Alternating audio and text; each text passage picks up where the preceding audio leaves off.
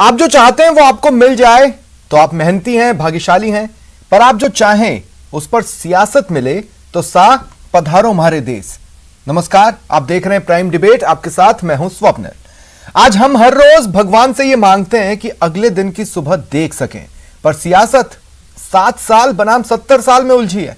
हालांकि इसका जवाब भी जरूरी है, पर क्या यह वक्त उसके लिए मुफीद है? किसने क्या नींव रखी, किसके पेड़ पर फल उगे, इसका हिसाब जनता रखती रही है और अपना जवाब हर 5 साल में देती भी रही है। तो क्या आज के हालात की आड़ में कल यानी 2024 की सत्ता के लिए नींव रखी जा रही है? आज बहस इसी पर। पहले प्राइम डिबेट के प्राइम सवाल। सवाल नंबर 1, ये जो कुछ भी चल रहा है, मंच चाहे जो हो, वार पलटवार हो जाते हैं, तो क्या ये बेवक्त की सियासत नहीं है?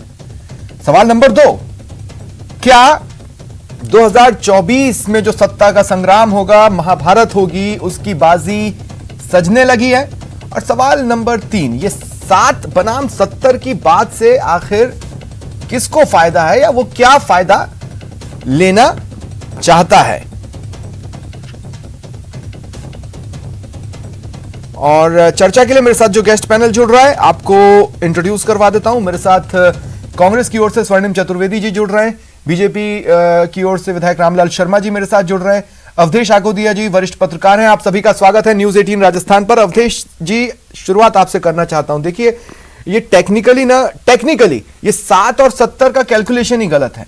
जब आप 7 बोलते हैं तो आप अटल जी की सरकार को काउंट में नहीं रखते हैं। जब आप 70 बोलते हैं तो आप इमरजेंसी पीरियड को भी काउंट कर रहे होते हैं, आप अटल जी को भी अपने ही खाते में काउंट कर रहे होते हैं। टेक्निकली ये 7 और 70 ही गलत है।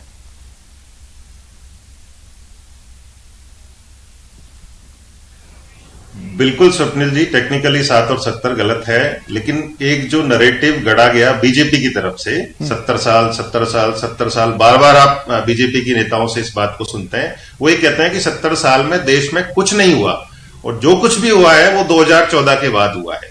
तो ये दोनों नरेटिव मेरे हिसाब से गलत हैं। जो ये कहा जाता है कि 70 साल में देश में कुछ भी नहीं हुआ, देखिए चीजें हुई हैं। हर सरकार ने अपने हिसाब से जितनी उनकी शक्ति थी, जितना उनका सामर्थ्य था, जितनी परिस्थितियां थी, उसके हिसाब से काम किया है।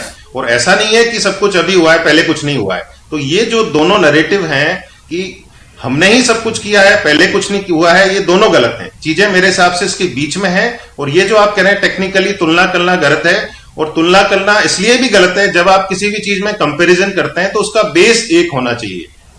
तो बेस आप एक नहीं कर सकते। आजादी की समय की सरकारें, शुरुआती दौर की सरकारों की और हाइपोथेटिकल क्वेश्चंस को कितनी जगह मिलनी चाहिए अवधेश जी? मैंने देखा है कि कई कांग्रेस के लीडर्स ये बोलते हैं कि अगर ये चीज इन्होंने गलत की, ये इस तरीके से होनी चाहिए थी। ये एक हाइपोथेटिकल सिचुएशन है। दूसरी बात ये कि जैसे आप कहते हैं कि नेहरू जी की जगह फलाने जी होते या नेहरू जी की जगह कोई और होता, आप एक नाम भी गिना देंगे, तो इस तरह की स्थितियां नहीं होती। ये हाइपोथेटिकल क्वेश्चंस कितने जरूरी हैं? कौन जानता है? समय में हम पीछे मुड़ के तो जा नहीं सकते। किसको पता वो वही कदम उठाते या नहीं उठाते?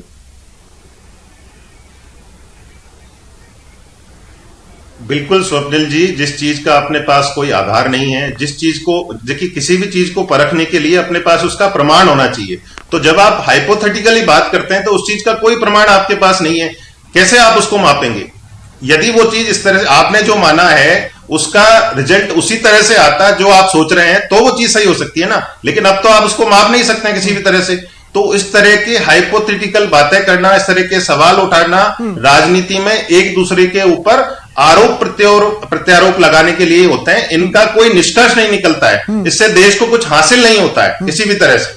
हाँ बिल्कुल। और जैसा कि मैंने कहा भी था कि 7 और 70 किसको कितना लोग पचा पाए, उसके हिसाब से वो 5-5 साल में अपना फैसला भी सुनाते रहे हैं। तमाम जो लोकसभा चुनाव हुए हैं, काफी हद तक कुछ विधानसभा चुनाव कुछ राज्यों के भी हम उसमें काउंट कर लें, जो कि नेशनल पर्सपेक्टिव पे ही लड़ लिए गए और उसका रिजल्ट आया, उसमें भी उसके ट्रेसेस मिले हैं। मैंडेट में उसकी भी बानगी थी। रामलाल जी, आपके पास आ रहा हूं। देखिए रामलाल जी, देश की सत्ता आपके हाथ में है।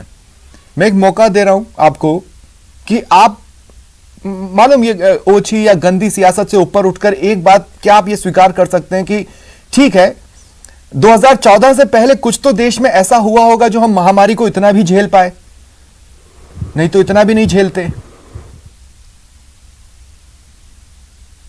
देखिए स्वप्निल जी, सबसे पहले तो मैं अवधेश जी की बात का समर्थन भी करता हूँ और अवधेश जी की जो बात कही है उसको मैं आगे बढ़ाने का काम करूंगा। ठीक है। देश की आजादी के बाद में सरकारें लोकतांत्रिक तरीके से बनी और लोकतांत्रिक सरकारें चली भी। सबने अपने अपने सामर्थ्य के अनुसार, अपने अपने शक्ति के अनुसार अपने सत्ता का संचालन करने का प्रयास भी किया। ठीक है। और वो सत्ता का लोकतांत्रिक संचालन अब तक चला रहा है।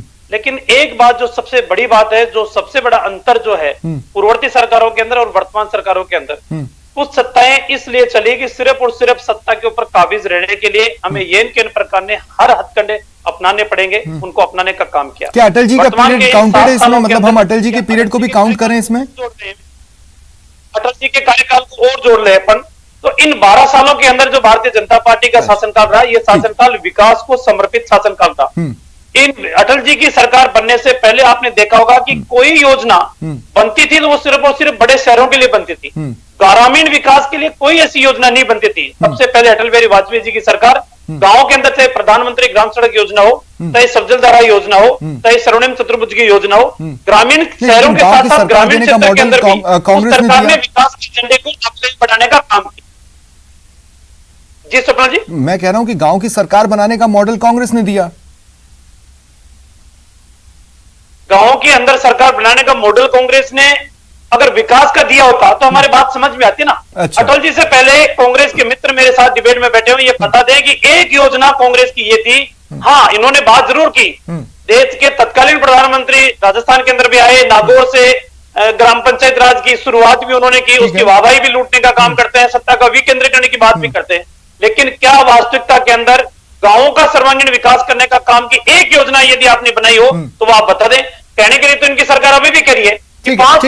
एक सवाल और रामलाल जी, एक सवाल और मैं आपसे लेना चाहता हूं। क्या बीजेपी इस बात को समझ पाई है? रामलाल जी, इस सवाल को ले लें। क्या बीजेपी इस बात को समझ पाई है कि देश चलाना इतना आसान भी नहीं है? क्योंकि 2013 में आपके लीडर्स घूम घूम के बोलते थे कि 30 दिन में हम ये कर देंगे, 3 महीने में हम वो कर देंगे। पेट्रोल डीजल के दाम यूपीए शासनकाल में गलत है, हम इसको कभी इतने के ऊपर नहीं जाने देंगे। लेकिन जब आप 7 साल से हैं और हमने प्याज 100 रुपए में भी खरीदे हैं, तो ऐसे में क्या ये समझ पा रही है बीजेपी कि हाँ, देश चलाना उतना आसान नहीं है जितना विपक्ष में बैठकर लगता है? देखिए स्वप्निल जी, कुछ